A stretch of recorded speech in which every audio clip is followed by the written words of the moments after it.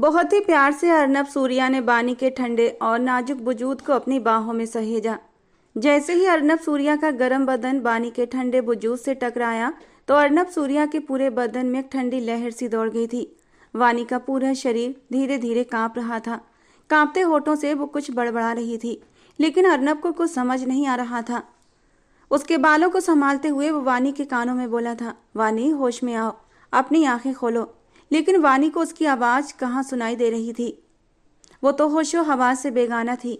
धीरे से उसने वानी के गर्दन में हाथ डालकर उसे अपने करीब किया था और उसके नीले पड़ते होठों को अपने होठों की कैद में लिया था। थोड़ी देर बाद उसने अपने होठ वानी के होठों से धीरे से अलग किए थे। अर्नब के जज्बातों में आग भड़की, लेकिन अगले ही पल उसने गहरा सांस लेकर खुद को रिलैक्स किया था। वो सिर्फ बानी को गर्मी देना चाहता था, इससे आगे उसका कोई इरादा नहीं था। बानी उसकी मोहब्बत थी, पाकीजा मोहब्बत, और वो अपनी पाकीजा मोहब्बत पर कोई दाग नहीं चाहता था और कोई ऐसा काम नहीं करना चाहता था जिसे करके वो बानी की नज़रों में गिर जाए, क्योंकि उसे पता था बानी उसे पसंद नहीं करती और आज वो बानी के साथ कुछ भी गलत हरकत कर देता तो जिंदगी भर बानी की नज़रों से नजरें नहीं मिला पाता। बहुत धीरे से रात के अंधेरे में उसने छूते हुए बानी के बदन से उसके गीले कपड़ों को अलग किया था और धीरे धीरे अपने शरीर की गर्मी देते हुए उसे गर्म करने लगा।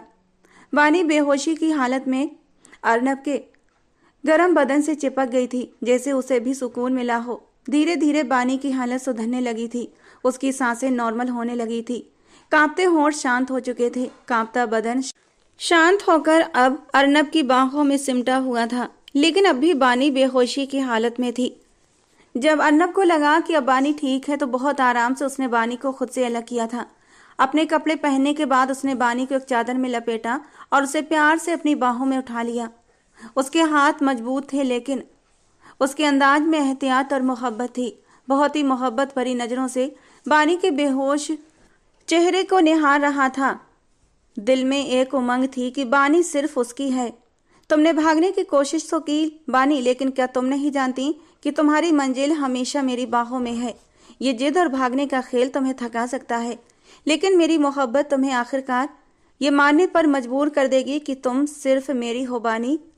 बानी को निहारते हुए वो धीरे से बड़बड़ाया था। बानी का बेहोश शरीर अब उसकी बाहों में था, लेकिन बानी के चेहरे पर गहरी शांति थी, जैसे वो पूरी तरह से महफूज महसूस कर रही हो, जैसे गहरे सुकून की नींद में सो रही हो।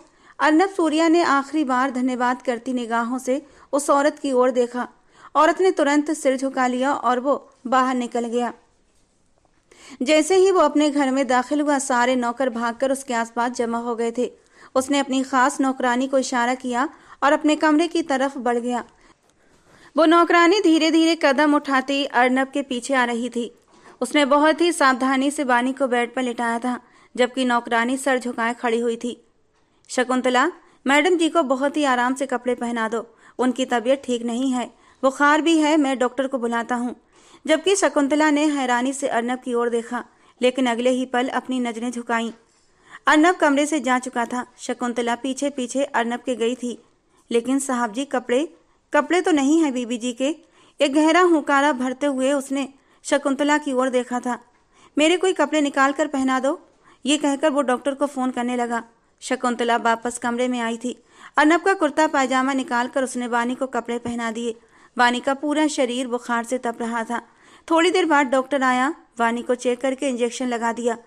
वो बानी के पास बैठा अब उसके चेहरे को प्यार भरी नज़रों से देख रहा था। तुम्हें ठीक होना होगा बानी, क्योंकि अगर तुम नहीं रहोगी तो ये दुनिया मेरे लिए भी ख़त्म हो जाएगी। उसकी आवाज़ में गहरा दर्द था। रात का आखिरी पहर था, लेकिन अर्नब ने एक पल के लिए भी बानी को अकेला नहीं छोड़ा था। वो बार बार उसके माथे पर हाथ रखकर उसका हाल देखता और कभी कभी खुद को तसल्ली देने के लिए धीरे धीरे उसके बालों को सहलाता। बानी, तुम शायद अभी नहीं जानती, लेकिन एक दिन तुम्हें मेरे प्यार पर यकीन आ ही जाएगा, वो धीरे से बोला, और वो दिन मेरे लिए इस दुनिया की सबसे बड़ी जीत होगी। रात धीरे धीरे बीत रही थी, लेकिन अर्नब की निगाहें बानी के चेहरे से हट नहीं रही थीं। उसके दिल में ये संकल्प था कि वो बानी को उसकी मर्जी के बिना कभी मजबूर नहीं करेगा, लेकिन वो ये भी जानता था कि बानी के बिना वो जी नहीं सकता।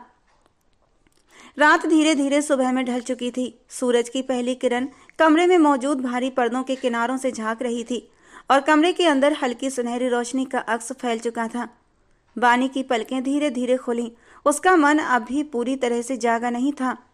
उसने चारों ओर देखा तो खुद को उसी आलीशान कमरे में पाया। कुछ पलों के लिए उसका दिमाग बिल्कुल खाली हो गया, जैसे उसे कुछ भी याद न हो। लेकिन जैसे ही चेतना ने उस पर पकड़ मजबूत की, पिछली रात की सारी घटनाएं एक झटके की तरह उसे याद आने लगी। वो तेजी से उठकर बैठ गई। दिल की धड़कन बेकाबू हो चुकी थी। लेकिन जैसे ही उसकी नजरें नीचे गईं, वो पल भर के लिए ठहर गई। अर्नब सूर्या, वो व्यक्ति जिसका नाम सुनते ही लोग कांप जाते थे। 36 गांव का अकेला मुखिया, माफिया का बेताज बादशाह उसके बिस्तर के पास जमीन पर बैठा था। उसका सिर बेड पर टिका हुआ था और वो गहरी नींद में था। बानी की नजरें अचानक ही अर्नब के चेहरे पर टिक सी गई थीं। ये पहला मौका था जब उसने सरदार अर्नब सूर्या को इतने करीब से देखा था। उसका चेहरा शांत था, जैसे जैसे कोई बच्चा गहरी नींद में हो। उसकी मर्दाना खूबसूरती साफ झलक रही थी। हल्की बड़ी हुई दाढ़ी, चौड़ा माथा और आंखों के नीचे हल्के साए, जो शायद पूरी रात जागने का नतीजा थे। वानी की नजरों में एक पल के लिए तारीफ का भाव आया था, लेकिन तुरंत ही ये तारीफ नफरत और गुस्से में बदल गई। ये व्यक्ति कोई आम इंसान नहीं है, बल्कि बहुत बड़ा गुंडा है। वानी ने दिल ही दिल में सोचा। इसके दिल में इंसानियत नाम की कोई चीज नहीं। ये अपनी मर्जी से किसी की भी जिंदगी बदल सकता है, उसे तबाह कर सकता है। वो जानती थी कि अर्नब सूर्या जैसा व्यक्ति किसी के लिए नरम भावनाएं रख ही नहीं सकता, लेकिन वो नासमझ थी। वो इस बात से अनजान थी कि ये पत्थर दिल इंसान भी सीने में एक दिल रखता है, जो सिर्फ उसके लिए धड़कता है। उसने अपने ऊपर से चादर हटाई। वो नीचे उतरने ही वाली थी कि उसकी नजर खुद पर पड़ी थी। वो रात अपने कपड़ों में थी, लेकिन अभी इस वक्त एक सफेद कुर्ते पाजामे में खुद को देखकर उसका दिल धक से हुआ था। रात को उसके साथ क्या हुआ था? क्या अर्नब ने उसके साथ? ये सोच आते ही उसका दिल बंद होने लगा। आंखों से आंसू बहकर गालों को भिगोने लगे थे। पूरा शरीर कांप उठा था। उसने एक नफरत भरी निगाह अर्नब पर डाली थी। तुम बहुत ही घटिया इंसान हो अर्नब सूर्या, लेकिन इतने घटिया हो कि मुझे एहसास नहीं था कि तुम एक बेहोश लड़की का इस तरह नाजायज फायदा उठा सकते हो। वो गुस्से से रोती हुई अपने दिल का दर्द निकाल रही थी कि उसके रोने पर अर्नब की आंख खुली थी। उसे उठता देखकर वो गुस्से से बेड से नीचे उतरी और गुस्से में आकर उसका कॉलर पकड़ लिया। क्यों किया तुमने मेरे साथ ऐसा? बताओ। जीते जी मार डाला है तुमने मुझे, मेरी इज्जत को दागदार करके। तुम्हें क्या लगता है, क्या मैं जिंदा रह पाऊंगी? हरगिज नहीं। इससे तो अच्छा होता तुम अपनी मनमानी करने के बाद मुझे हमेशा के लिए सुकून की नींद सुला देते। कम से कम इस तकलीफ से न गुजरना पड़ता मुझे।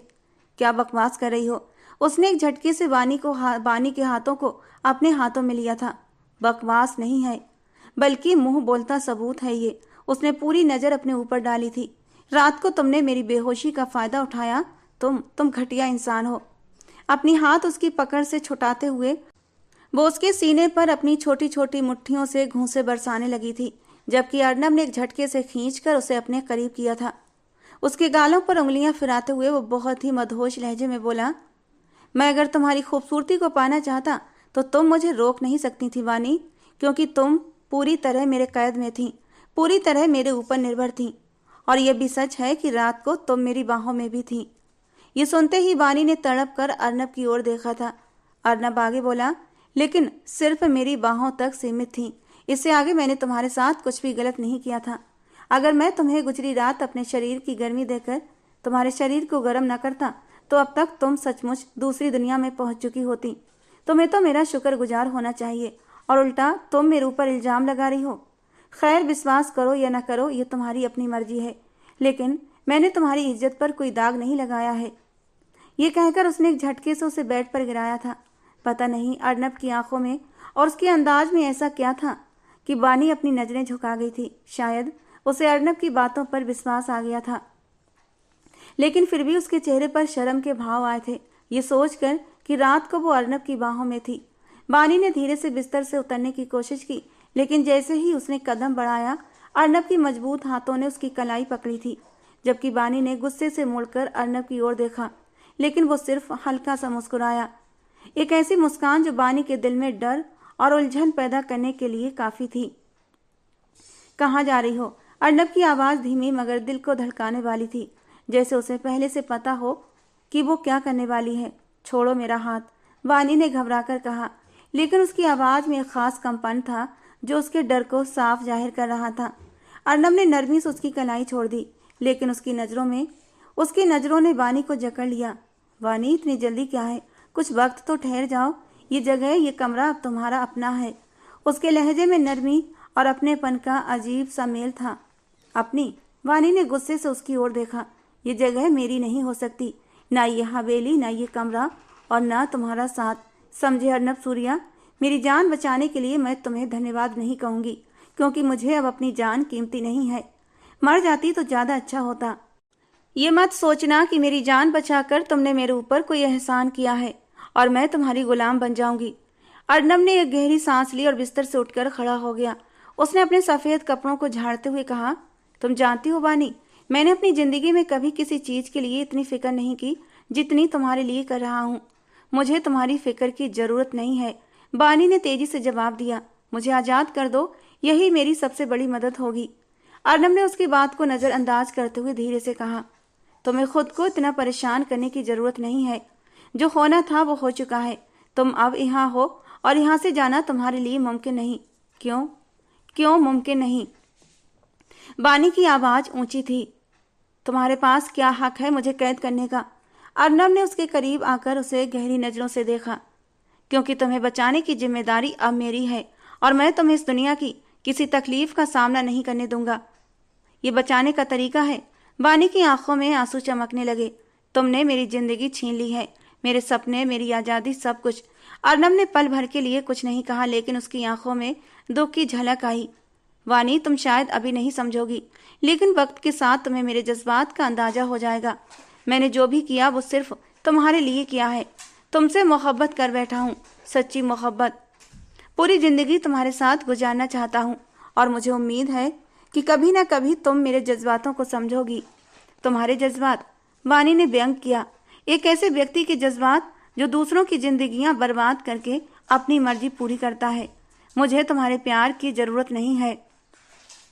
अर्नब खामोशी से उसे देखता रहा, जैसे उसके हर शब्द को अपने दिल में समेट रहा हो। शायद तुम सही कह रही हो वानी, लेकिन यह भी सच है कि मैं तुम्हारे बिना रह नहीं सकता, और ये बात तुम्हें एक दिन समझनी होगी। वानी ने उसकी बातों को नजरअंदाज करते हुए एक बार फिर दरवाजे की ओर कदम बढ़ाया, लेकिन अर्नब ने कोई हरकत नहीं की। वो अपनी जगह खड़ा रहा। उसकी आंखों में एक गहरी खामोशी थी, जैसे वो उसके हर कदम को गौर से देख रहा हो। जा सकती हो तो चली जाओ, वो धीरे से बोला, लेकिन याद रखना तुम्हारा हर रास्ता मुझ पर ही खत्म होता है। वो धीमे से मुस्कुराया और वॉशरूम में चला गया, जबकि बानी वहीं बेबसी की मूरत बनी खड़ी रही। वो बेबस होकर दोबारा बेड पर आकर बैठ गई, क्योंकि उसे पता था कि भागने का अब कोई फायदा नहीं। उसने भागकर देख लिया था, लेकिन लौटकर वो अर्नब के पास ही आई थी। समय धीरे धीरे बीत रहा था और बानी कमरे में बैठी सोचों में डूबी थी। वो पूरी तरह खुद को असहाय महसूस कर रही थी। उसका दिल और दिमाग दोनों जैसे शून्य में लटके हुए थे कि तभी अचानक दरवाजा खुला और एक नौकरानी अंदर कमरे में दाखिल हुई और उसने ढेर सारे बैग उसके सामने रख दिए। मैडम जी, इसमें आपके लिए कुछ जरूरी सामान है, आप नहा धोकर अच्छे से फ्रेश हो जाएं, उसके बाद सरदार जी ने आपको बुलाया है, वो नरम स्वर में बोली। बानी चौंकी थी। उसके माथे पर चिंता की गहरी लकीरें उभर आईं। वो जानती थी कि अर्नब के किसी भी आदेश को अनदेखा करना असंभव है, लेकिन ये बुलावा क्यों आया था? उसकी सोचों में उलझन बढ़ती जा रही थी। उसने बेबसी से एक थैली उठाकर उसमें हाथ डाला। एक खूबसूरत सा रेड कलर का सूट था। बेमन से उसने सूट को पहनकर तैयार हुई थी और फिर दरवाजे पर दोबारा से दस्तक हुई। वही नौकरानी थी। मैडम जी चलिए, सरदार साहब आपका इंतजार कर रहे हैं। वो नौकरानी के साथ चलने लगी, लेकिन दिल की धड़कनें तेज थीं और हर कदम पर उसे लग रहा था जैसे कुछ बुरा होने वाला है। नीचे पहुंचते ही जैसे उसने लॉबी में कदम रखा, उसके पैरों तले से जमीन खिसक गई। सामने का दृश्य देखकर उसकी आंखें फटी की फटी रह गईं। उसके पापा संजय जी वहां मौजूद थे, जो सोफे पर सर झुकाए बैठे हुए थे, जबकि सोफे के आसपास अर्नब के आदमी खड़े हुए थे। उनके हाथों में बंदूकें भी थीं और अर्नब भी वहां पर मौजूद था, अपनी खास बेपरवाही के साथ। उसने आंखें बंद कर रखी थीं, टांग पर टांग रखकर कुर्सी पर सुकून से बैठा था, लेकिन वानी ने महसूस किया कि उसके चेहरे पर एक अजीब सी कठोरता थी, एक ऐसा गुस्सा जो उसकी खामोशी में भी झलक रहा था। वानी ये सब देखकर पागलपन की हालत में दौड़ती हुई अपने पापा के पास आई थी और वो उनके सीने से लगकर फूट फूट कर रोने लगी। तुम ऐसा क्यों कर रहे हो? बानी ने आंसुओं से भीगी आवाज में कहा। क्या तुम्हें मेरे हाल पर रहम नहीं आता? अर्नब ने आंखें खोली और बिना किसी भाव के बानी की आवाज भर्राई हुई थी, लेकिन उसके शब्द चुभने वाले थे।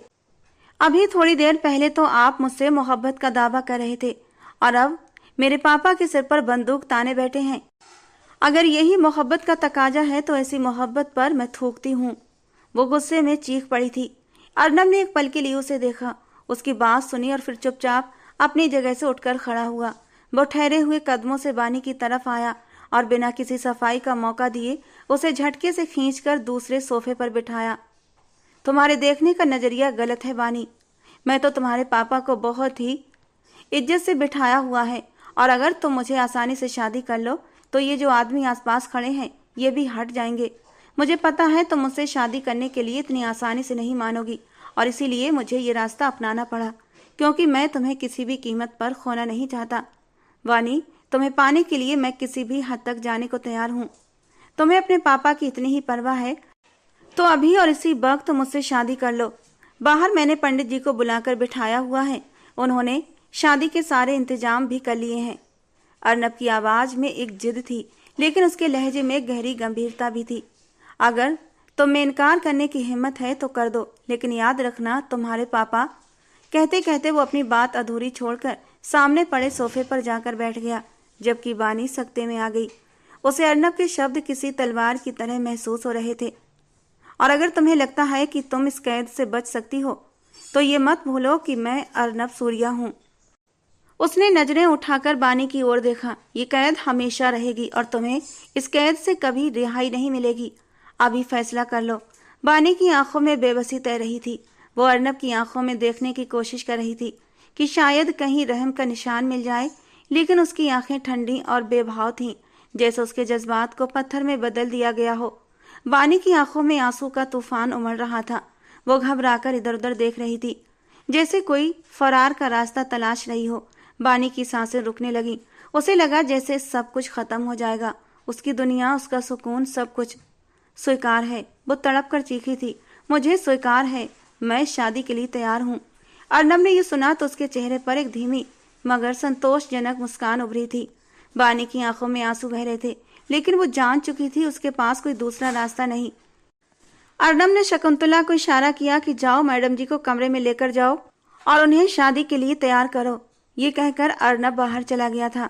कुछ ही देर में उसे मंडप में लाकर बिठा दिया गया था। बहुत ही सादगी से कुछ लोगों की मौजूदगी में बानी संजय, बानी अर्नब सूर्या बन गई थी। उसके दिल में एक तूफान सा मचा हुआ था, लेकिन अर्नब के चेहरे पर सुकून था, जैसे उसकी दुनिया ही पूरी हो गई हो। उसके पापा जाते जाते उसे यही नसीहत करके गए थे, बेटा अब जो हो चुका है उसे कबूल करो और अपनी जिंदगी सुकून से गुजारो, यही तुम्हारे नसीब में लिखा था। अर्नब सूर्या जिद्दी जरूर है, लेकिन मैंने उसकी आंखों में तुम्हारे लिए बेतहाशा मोहब्बत देखी है, एक जुनूनी मोहब्बत, और मेरा दिल कहता है कि वो तुम्हें बहुत खुश रखेगा। एक बार तुम भी मोहब्बत से उसकी तरफ कदम बढ़ाकर देखो।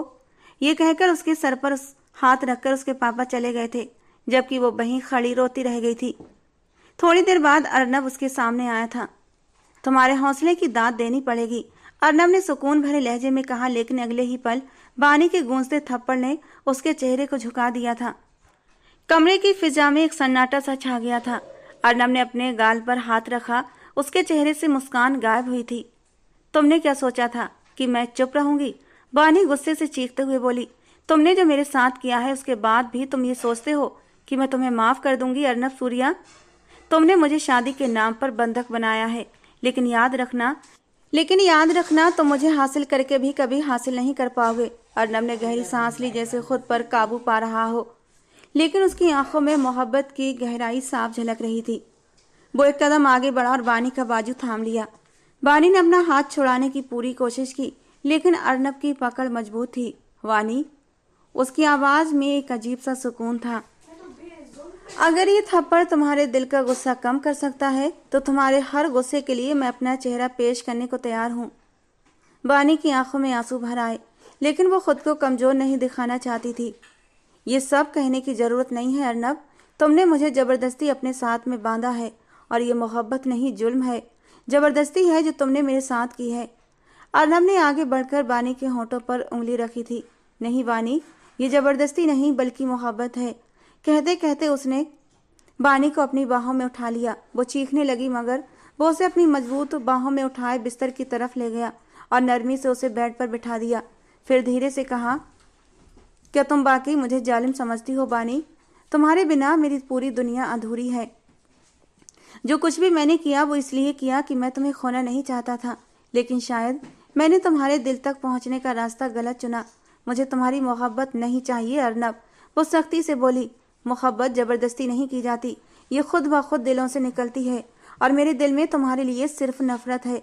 अर्नब ने बानी की बात सुनी लेकिन उसके चेहरे पर दुख के अलावा कुछ नहीं था। वो धीरे से जमीन पर बैठ गया और बानी के कदमों के पास झुककर बोला, तुम्हारी नफरत भी मेरी मोहब्बत से कम नहीं है बानी। अगर तुम मुझसे नफरत करके खुश हो तो मैं इस नफरत को भी कबूल कर लूंगा। जबकि बानी हैरान रह गई। अर्नब का रवैया, उसकी बातें, सब कुछ उसकी उम्मीद से अलग थे।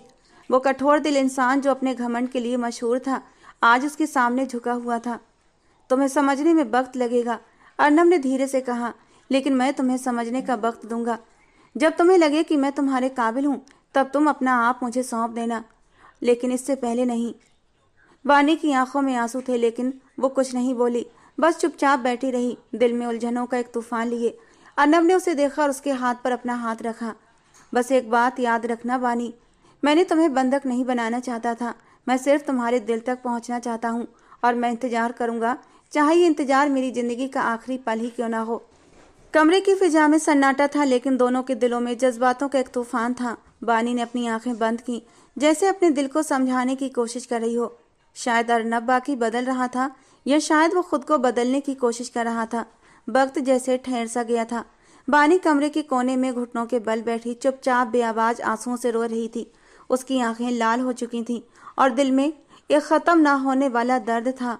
उसे अपने पापा संजय से भी गिला था कि उन्होंने भी उसे अकेला छोड़ दिया था, एक ऐसे आदमी के हवाले कर दिया जिसे वो कभी भी अपना मानने को तैयार नहीं थी। दिन धीरे धीरे गुजर रहे थे लेकिन वक्त बानी के लिए रुक सा गया था।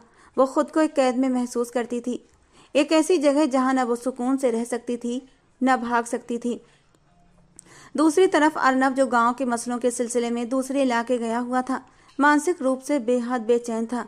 उसके आसपास लोग मौजूद थे लेकिन उसका दिल और दिमाग सिर्फ बानी की ओर झुका हुआ था। अब भी बानी को याद करते हुए वो अपने ऑफिस में बैठा हुआ था। उसने गहरी सांस ली और लैंडलाइन फोन उठाया। उसके दिल में एक अजीब सी बेचैनी थी लेकिन होठों पर हल्की सी मुस्कान भी थी। पहली घंटी पर ही फोन दूसरी तरफ से उठा लिया गया था। सरदार साहब बताइए, नौकरानी की घबराई हुई आवाज सुनाई दी। बानी से बात कराओ, अर्नब ने आदेश भरे लहजे में कहा। जी सरदार साहब, लेकिन वो शायद, नौकरानी झिझकते हुए बोली थी।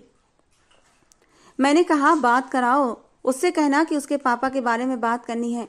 अर्नब की आवाज में दबाव स्पष्ट था। नौकरानी तेजी से ऊपर की ओर गई। बानी उस वक्त भी अपनी हालत में गुम थी। नौकरानी ने धीरे से दरवाजे पर दस्तक दी और कहा, बीबी जी, सरदार साहब को आपसे बात करनी है। वो कह रहे हैं कि आपके पापा के बारे में कुछ जरूरी बात करनी है। और ये सुनते ही बानी का दिल धड़क उठा। वो फौरन अपनी जगह से उठी और बेचैनी में सीढ़ियां उतरती हुई नीचे आई थी। फोन उठाते ही उसने तेजी से पूछा, क्या हुआ, सब ठीक तो है ना? अर्नब की हल्की सी आवाज सुनाई दी। बानी, उसके अंदाज में एक बेचैनी सी थी। सब ठीक तो है ना बानी? बानी बेचैन सी थी जबकि उसके लहजे में शरारत थी। सब ठीक ही तो है, लेकिन तुम्हारे बिना दिल कहाँ लग रहा है बानी? बानी को एक पल के लिए जैसे कुछ समझ ना आया। उसने अपने लहजे को सख्त करते हुए कहा, यह मजाक करने का वक्त नहीं है, साफ साफ बताओ पापा के बारे में क्या बात करनी थी? पापा? अर्नब ने नकली हैरानी से कहा, ओह वो तो बस बहाना था, सच तो यह है कि मैं तुम्हारी आवाज़ सुनना चाहता था। बानी ने इस बार कोई जवाब नहीं दिया। देखो बानी, मैं जानता हूँ कि तुम्हें यह सब स्वीकार करना मुश्किल है, लेकिन मेरी मोहब्बत का यकीन करो, मैं तुम्हें खुश रखने की हर मुमकिन कोशिश करूंगा। मोहब्बत? बानी की आवाज़ में तल्खी थी। मोहब्बत के नाम पर कैद करना कहाँ का इंसाफ है? कैद? अर्नब ने नर्म आवाज में कहा, यह कैद नहीं है बानी, ये मेरी दीवानगी है और तुम देखोगी एक दिन तुम्हारे दिल में भी मेरे लिए मोहब्बत जागेगी। बानी का दिल चाहा कि फोन रख दे लेकिन न जाने क्यों वो उसकी बात सुनने पर मजबूर थी। अर्नब की बातों में एक अजीब सा सुकून था जो उसके गुस्से को धीरे धीरे कम कर रहा था। तुम्हें क्या लगता है अर्नब, तुम अपनी बातों से मेरा दिल जीत लोगे? नहीं वानी, मैं अपनी मोहब्बत से तुम्हारा दिल जरूर जीतूंगा, बस एक बार मौका तो दो। वानी ने गहरी सांस ली। वो अब भी गुस्से में थी, लेकिन अर्नब की बातों ने उसके दिल में एक हल्की सी मुस्कान पैदा कर दी थी जिसे वो खुद भी महसूस नहीं कर पा रही थी। मैं तुमसे बात नहीं करना चाहती, उसने आखिरकार थक कर कहा, और मैं तुम्हारी आवाज सुनना छोड़ नहीं सकता, अर्नब ने हंसते हुए जवाब दिया। बहुत अजीब हो तुम, वानी ने बेखुदी में कहा, और फोन रखने ही वाली थी कि अर्नब ने धीरे से कहा, वानी, ये अजीबपन ही तुम्हें अर्नब सूर्या से मोहब्बत करने पर मजबूर करेगा। फोन बंद हो चुका था, लेकिन वानी की मुस्कान अब उसके चेहरे पर थी। वक्त धीरे धीरे गुजरता चला गया था। रात का सुकून छाया हुआ था, हर तरफ गहरी खामोशी थी, और वानी अपने कमरे में बिस्तर पर निढाल पड़ी थी। 3 दिन बीत चुके थे और इन दिनों में वो अपनी हालत को समझने की कोशिश कर रही थी। अर्नब के फोन के बाद उसके दिल में एक अजीब सी हलचल मची थी, लेकिन उसकी वापसी के बाद की खामोशी ने उसे और भी बेचैन कर दिया था। वो खुद को समझा रही थी कि उसे इस सबसे कोई फर्क नहीं पड़ता। मैं क्यों बुरा मानूं कि अगर वो मेरे पास नहीं आया? मैं कौन सा उससे प्यार करती हूँ जो उसके लिए मरी जा रही हूँ? अच्छा है कि मेरे पास ना आए, मेरे दिल को भी सुकून है। लेकिन दिल था कि मानने को तैयार ही नहीं था। उधर अर्नब जो घर तो आ चुका था, लेकिन वानी के सामने जाने की हिम्मत नहीं कर रहा था, क्योंकि उसे पता था वानी को सामने देखते ही वो शायद ही खुद पर कंट्रोल कर पाए। इतने दिनों तक वानी से दूर रहकर वो किस तकलीफ से गुजरा था वही जानता था। हर पल उसने वानी को याद किया था। अर्नब रात देर से घर लौटा था। लिविंग रूम में सन्नाटा देखकर वो सीधा वानी के कमरे की ओर बढ़ा, और जैसे ही उसने दरवाजा खोला उसकी नजरें बिस्तर पर सोई वानी पर जमी। वो गहरे सुकून में लग रही थी, लेकिन उसका चेहरा कुछ ऐसा था जैसे अंदर से उलझा हुआ हो। वो चुपचाप जाकर वानी के पास बैठा। उसके चेहरे की मासूमियत उसे अपनी ओर खींच रही थी। बेखुदी में उसने वानी के हाथों को अपने हाथों में लिया था और उसके हाथों पर अपने होंठ रखते हुए धीरे से मदहोशी भरे अंदाज में बड़बड़ाया था, वानी, क्यों न इस रात को खास बनाया जाए? उसने वानी के चेहरे पर खुशी लाने की ठानी जो उसके अस्तित्व से कहीं खो चुकी थी। अर्नब ने नौकरों को बुलाया और तुरंत काम करवाना शुरू कर दिया। छत को गुलाब की पंखुड़ियों, हल्की रोशनी और खुशबुओं से सजाया गया। हर चीज आकर्षक और शानदार लग रही थी। फिर उसने वानी के लिए खूबसूरत लाल फ्रॉक चुनी और शकुंतला के हाथ भेज दी। वानी, जो अभी तक अर्नब की बातों और उसके बर्ताव को समझने की कोशिश कर रही थी, शकुंतला को फ्रॉक लाते देखकर वो हैरान रह गई। पहले तो उसका दिल किया कि इनकार कर दे, लेकिन फिर न जाने क्यों उसने फ्रॉक पहनने का फैसला कर लिया। वो खुद भी तो न जाने कब से अर्नब का इंतजार कर रही थी। फ्रॉक पहनकर हल्की फुल्की ज्वेलरी और लाइट मेकअप किए हुए जब वो आईने में खुद को देख रही थी तो उसे अपनी छवि कुछ बदली हुई महसूस हुई। छत पर जाते हुए वानी के दिल की धड़कनें तेज हो रही थीं। वो नहीं जानती थी कि अर्नब ने क्या सोच रखा है, लेकिन वो उसकी तैयार की हुई हर चीज को नजरअंदाज भी नहीं कर पा रही थी। जैसे ही उसने छत पर कदम रखा, गुलाब की पंखुड़ियां ऊपर गिरने लगीं। एक पल के लिए वो अपनी उलझन भूल गई। उसके चेहरे पर एक बेखुद सी मुस्कान आ गई और वो खुशी से पंखुड़ियों में घूमने लगी। वो सब कुछ भूल भाल कर एक बच्चे की तरह चहक रही थी जब अचानक उसकी कमर में एक मजबूत हाथ ने उसे थाम लिया था। वानी के दिल की धड़कन जैसे थम सी गई। वो हैरान होकर पीछे पलटी तो देखा अर्नब उसके पास खड़ा था। उसकी आंखों में मोहब्बत की गहराई थी। वानी ने घबराकर पीछे हटने की कोशिश की, लेकिन अर्नब ने प्यार से उसे अपनी जगह रोका। ये क्या कर रहे हो? वानी ने गुस्से से कहा। वही जो एक पति को करना चाहिए, अपनी पत्नी को खुश। अर्नब ने मुस्कुराते हुए जवाब दिया। मुझे ये सब पसंद नहीं, वानी ने सख्त लहजे में कहा, लेकिन उसकी आवाज में वो तीव्रता नहीं थी जो पहले हुआ करती थी। जानता हूँ, लेकिन तुम्हें खुश देखना मेरी जिद बन चुकी है। वानी ने कुछ कहने के लिए मुंह खोला, लेकिन अर्नब ने धीरे से उसके होंठों पर उंगली रख दी। आज कुछ मत कहो, सिर्फ ही रात मेरी बनावटी मोहब्बत के लिए नहीं, बल्कि मेरी सच्ची मोहब्बत के लिए स्वीकार कर लो। वानी कुछ पल के लिए चुप हो गई। अर्नब ने उसे खूबसूरत मेज की तरफ ले जाकर कुर्सी पर बिठाया। दोनों के बीच गहरी खामोशी थी, लेकिन ये खामोशी अजीब तरह से शांतिपूर्ण महसूस हो रही थी। तुम ये सब क्यों कर रहे हो? वानी ने अचानक सवाल किया। क्योंकि मैं तुमसे मोहब्बत करता हूँ वानी। मेरी मोहब्बत तुम्हारे लिए कोई बेवफाई नहीं है। मुझे पता है तुम मेरे अतीत से नफरत करती हो, लेकिन मेरा वर्तमान तुम्हारे बिना अधूरा है। मोहब्बत वानी ने तंज करते हुए कहा, मोहब्बत तो स्वार्थी होती है और तुमने यही दिखाया। मोहब्बत स्वार्थी नहीं होती बानी, स्वार्थी तो इंसान होता है और मैं भी स्वार्थी था, लेकिन अब मैं सिर्फ तुम्हारे लिए बदलना चाहता हूँ। वानी का दिल धीरे धीरे पिघलने लगा, लेकिन उसने खुद को मजबूत रखा। मुझे तुम पर भरोसा नहीं, वानी ने धीरे से कहा।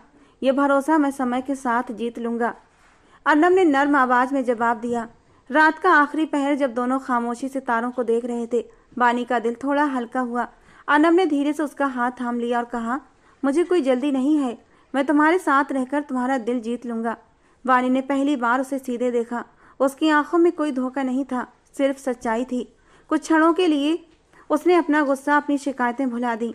उसके दिल ने अर्नब की मोहब्बत के आगे हथियार डाल दिए और उसके होठों पर पहली बार सच्ची मुस्कान आई। शायद समय के साथ साथ सब कुछ ठीक हो जाए, वानी ने खुद से धीरे से कहा, और फिर उसके सीने से लग गई।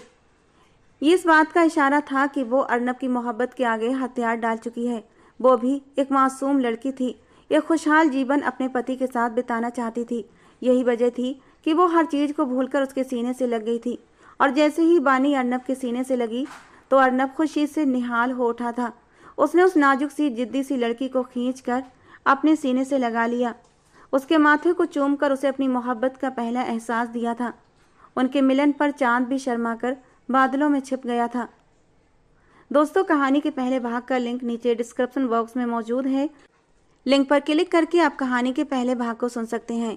कहानी का ये दूसरा और आखिरी भाग आपको कैसा लगा, कमेंट बॉक्स में जरूर बताना। पसंद आया हो तो प्लीज लाइक करना। रोज एक नई रोमांटिक कहानी सुनने के लिए हमारे चैनल को भी सब्सक्राइब करना। मिलते हैं दोस्तों अगली किसी नई कहानी के साथ।